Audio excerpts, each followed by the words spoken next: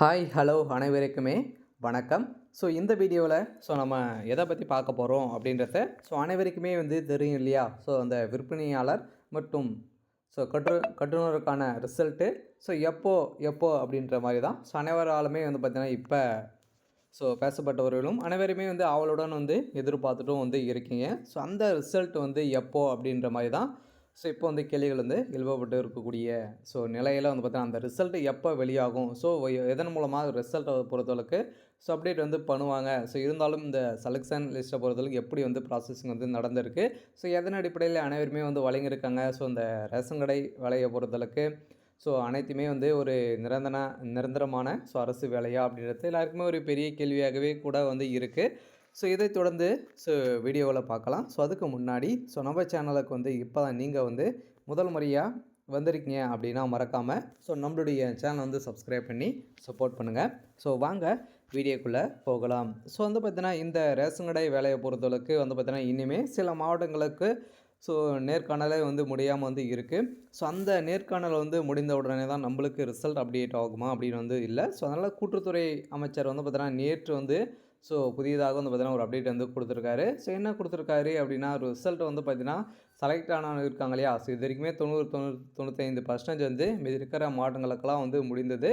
அந்த மாவட்டங்களுக்கெல்லாம் ரிசல்ட் எந்த நேரத்திலலாம் அப்டேட் ஆகலாம் அப்படின்ற ஒரு மகிழ்ச்சியான தேர்வாளர்களுக்கு பார்த்தீங்கன்னா ஒரு மகிழ்ச்சியான அறிவிப்பை தான் கொடுத்துருக்காங்க. அதனால் பார்த்தீங்கன்னா நீங்கள் எதிர்பார்த்த ரிசல்ட் கூடிய விரைவில் பார்த்தீங்கன்னா இன்னும் 2 நாட்களுக்குள்ளேயே சில மாவட்டங்களுக்கெல்லாம் அப்டேட் கொடுக்க போகிறாங்க. அதுக்கப்புறம் அப்டேட் பண்ணிவிட்டு அதுக்கப்புறம் பொங்கல் ஒரு 4 நாட்களுக்கு முடிந்து மீதி இருக்கிற மாவட்டங்களுக்கும் ரிசல்ட் அப்டேட் ஆகலாம் அப்படின்ற மாதிரி தான் ஒரு தகவலும் வெளியாகிருக்கு. அதனால் இந்த ரேஷன் கடை தேர்வுகளுக்கு ஒரு மகிழ்ச்சியான செய்தியாக தான் பார்த்தீங்கன்னா இப்போ கொடுத்துருக்கக்கூடிய நிலையில் மீதி இருக்கிற மாவட்டங்களுக்கு பார்த்தீங்கன்னா இந்த செலெக்ஷன் லிஸ்ட்லாம் முடியாமல் இருக்கு இல்லையா? இன்டர்வியூவே முடியாமல் இருக்குது. அந்த மாவட்டங்களுக்கெல்லாம் பின்னர் தேதி அறிவிக்கப்படும். அதுக்கப்புறம் அவங்களுக்கு நேர்முக தேர்வு இது பண்ணி தான் நம்மளுக்கு பார்த்தீங்கன்னா மீண்டும் அவங்க செலெக்ஷன் ப்ராசஸும் நடக்கும்.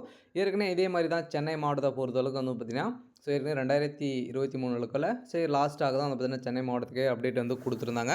மீதி இருக்கிற முதல் மாவட்டமாக யாருக்கு ரிசல்ட் வரும் அப்படின்னு பார்த்தீங்கன்னா தஞ்சாவூர் மாவட்டத்துக்கு வரதுக்கான வாய்ப்புகள் இருக்குது. இதனால் அவங்களுக்கு பார்த்தீங்கன்னா வேகன்சி கம்மியாக இருக்குது. ஏற்கனவே பார்த்தீங்கன்னா போன வருஷம் திருவாரூருக்கு தான் முதல் முறையாக வந்தது. இதே மாதிரி இது வரதுக்கான வாய்ப்புகளும் இருக்குது. அதனால் இந்த ரேஷன் கடை நேர்காணலுக்கான ரிசல்ட்டு கூடிய விரைவில் அப்டேட் கொடுக்க போகிறாங்க. அதனால் டிஆர் ஆஃபீஸ் மூலமாக வந்திருக்கக்கூடிய தகவல் பார்த்தீங்கன்னா என்ன அப்படின்னா, நாங்கள் ரிசல்ட் அனைத்துமே ப்ராசஸ் சில மாவட்டங்களுக்கெல்லாம் முடித்துட்டோம். இந்த பொங்கலுக்காக தான் பொங்கல் பரிசு கொடுத்துட்ருக்காங்க இல்லையா? அந்த டைமில் வெளியிட முடியாது. அதனால் பார்த்தீங்கன்னா எங்களுக்கு இந்த ப்ராசஸிங் முடிஞ்ச உடனே நாங்கள் ரிசல்ட் அப்டேட் கொடுப்போம் அப்படின்னு தான் சொல்லியிருக்காங்க.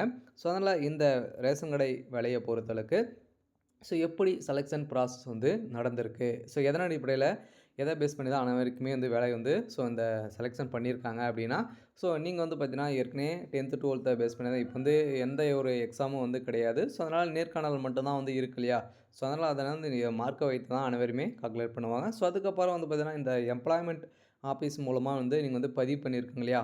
அது மூலமாக சீனியாரிட்டி அடிப்படையில் அனைவருக்குமே இந்த வேலை செலெக்ஷன் லிஸ்ட் பண்ணியிருக்காங்க. அதனால் இது வரைக்குமே சில மாவட்டங்களுக்கெல்லாம் 90% மேலே முடிந்தது.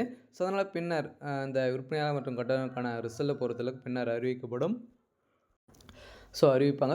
பார்த்தீங்கன்னா இன்னும் ஒரு 5-6 நாட்களுக்குள்ளேயே பார்த்தீங்கன்னா நீங்கள் எதிர்பார்த்த ரிசல்ட் அப்டேட் கொடுப்பாங்க. இந்த ரிசல்ட்டை பொறுத்தளவுக்கு பார்த்தீங்கன்னா அனைவருக்குமே இதன் அடிப்படையில் தான் வழங்கியிருக்காங்களா அப்படின்னா, அனைவருக்குமே இதன் அடிப்படையில் தான் வழங்கியிருக்காங்க. இருந்தாலும் செலெக்ஷன் ப்ராசஸை பொறுத்தளவுக்கு நீங்கள் நேர்முக தேர்வு அட்டன் பண்ணியிருந்தீங்க இல்லையா? அந்த நேர்முக தேர்வில் சில உங்களுக்கெல்லாம் மார்க் கொடுத்துருப்பாங்க. உங்களுடைய நடவடிக்கைகள், உங்களுடைய பேச்சு திறமை, மக்களிடையே பேசக்கூடிய திறமைகள்லாம் உங்கள்கிட்ட இருக்கா அப்படின்றதெல்லாம் பார்த்து சில மார்க்குகள் பார்த்தீங்கன்னா உங்களை இன்டர்வியூ செய்தாங்க இல்லையா? அவங்க கொடுத்துருப்பாங்க. அந்த மார்க்கும் உங்களுடைய 10th 12th உடைய கட் ஆஃப் மார்க்கும் அவங்க கொடுத்த கட் ஆஃப் மார்க்கும் நீங்கள் இருக்கீங்களா அப்படின்றத பார்த்துப்பாங்க. அந்த கட் ஆஃப்குள்ளே நீங்கள் இருந்தீங்க அப்படின்னா உங்களுடைய நேம் எடுத்து உங்களுடைய ரிஜிஸ்டர் நம்பர் எடுத்து கால்குலேட் பண்ணி இதில் ப்ராசஸ் பண்ணியிருப்பாங்க. இதில் இது மாதிரி தான் ப்ராசஸிங்லேயே நடந்திருக்கு. அதனால் உங்களோட கட் ஆஃப் பார்த்தீங்கன்னா 10th ஒரு 60-70% மேலே இருந்தாலே போதும்.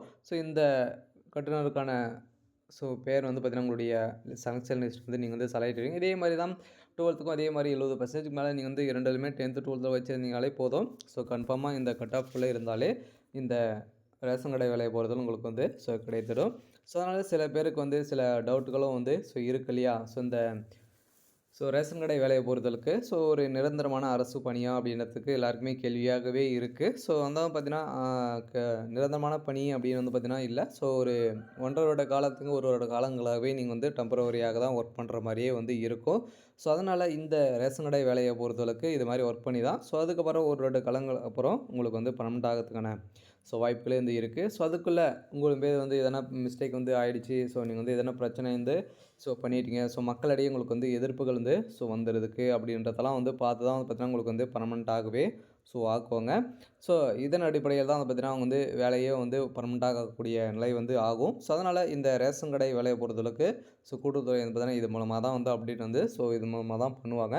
ஸோ இது மாதிரி தான் உங்களுடைய கவர்மெண்ட் ஜாப்பை பொறுத்தளவுக்கு. ஸோ அதுக்கப்புறம் நீங்கள் வந்து பர்மனெண்ட் ஆகிட்டீங்க அப்படின்னா ஸோ எந்த ஒரு பிரச்சனையும் வந்து ஸோ இல்லை. இருந்தாலும் இந்த இதே இருக்குங்க இல்லையா? ஸோ டெம்பரவரியாக இருக்குங்க. ஸோ அப்போ என்ன சேலரி வந்து ஸோ வழங்கப்படுவாங்க அப்படின்னு வந்து பார்த்தீங்கன்னா ஸோ ஒரு 6000 7000லேருந்து பார்த்தீங்கன்னா 10,000த்துக்குள்ளே தான் உங்களுக்கு வந்து சேலரியை வந்து கொடுப்பாங்க. ஸோ அதனால் வந்து பார்த்தீங்கன்னா குடிகள் நீங்கள் வந்து ஒரு வருட காலத்துக்கு கஷ்டப்பட்டீங்க அப்படின்னா ஸோ அதுக்கப்புறம் பர்மனெண்ட் ஆகிட்டாங்க அப்படின்னா அதுக்கப்புறம் வந்து பார்த்தீங்கன்னா உங்களுடைய சேலரியே வந்து ஸோ வேறு லெவலில் வந்து இருக்கும். ஸோ அதனால் இந்த வேலையை பொறுத்தளவுக்கு ஸோ கூடிய விரைவில் வந்து பார்த்தீங்கன்னா இதுக்கு தகுந்த ரிசல்ட் வந்து அப்டேட் கொடுப்பாங்க. மீதி இருக்கிற மாவட்டங்களுக்கும் இன்டர்வியூ வந்து பார்த்தீங்கன்னா பொங்கல் முடிந்தோடனே அவங்களுக்கும் ப்ராசஸ் வந்து ஆரம்பிச்சிடும். ஸோ மீதி இருக்கிற கரெக்டாக இருக்குது இல்லையா? ஸோ அவங்களாம் வந்து செலெக்ஷன் ஆகிட்டாங்க அப்படின்னா அவங்களுக்கெல்லாம் அந்த மாவட்டத்துக்கெல்லாம் ரிசல்ட்டு ஒவ்வொரு மாவட்டமாகவே ரிசல்ட் வந்து அப்டேட் கொடுத்துட்டே வந்து இருப்பாங்க. ஸோ அதனால் உங்களுடைய மாவட்டம் ரிசல்ட் வந்து வந்திருக்கா தெரிஞ்சுக்கணும் அப்படின்னா ஸோ நம்மளுடைய சேனலுக்குள்ளே வந்து லிங்க்லாம் வந்து இருக்குது. நீங்கள் வந்து செக் பண்ணிக்கோங்க. ஸோ இதில் வந்து பார்த்தீங்கன்னா இந்த இருக்குது இல்லையா? ஸோ இன்டர்வியூ ஆல் டிக்கெட்னு இருக்குல்ல, இதே மாதிரி தான் ஸோ உங்களுடைய ரிசல்ட்டை பொறுத்தளவுக்கு இது மூலமாக அப்டேட் கொடுப்பாங்க. இருந்தாலும் சில செலக்ட் ஆகியிருக்காங்க இல்லையா? ஸோ அவங்களுக்கு போஸ்ட் மூலமாக போகிறதுக்கான வாய்ப்புகள் இருக்குது. ஸோ இருந்தாலும் வந்து பார்த்தீங்கன்னா இதில் வந்து ஸோ எஸ்எம்எஸ் மூலமாக மெயில் மூலமாக ரிசல்ட் குறுஞ்செய்தியும் வரதுக்கான வாய்ப்புகள் வந்து இருக்குது.